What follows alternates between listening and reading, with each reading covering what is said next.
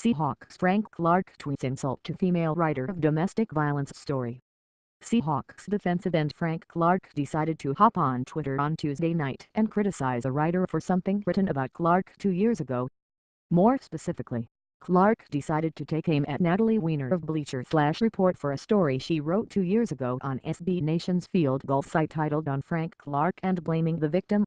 Weiner recently wrote a story on former Cowboys defensive end Greg Hardy about football's issues with domestic violence, concluding that if Hardy was still talented he would be on an NFL roster. This is, as far as we can tell, the only reason why Clark would send a tweet on Tuesday evening, where he informed Weiner that she would not have a job in the media very long, or that media jobs don't last long, and that when she was done with it, she could have a job cleaning my fish tank. The timing of this is weird. Again, the original story was written 2 years ago when Clark was drafted by the Seahawks. Clark was obviously a talented guy at the time, but he fell in the draft because of concerns over his off-field issues, including arrest for domestic violence that resulted in his dismissal from Michigan.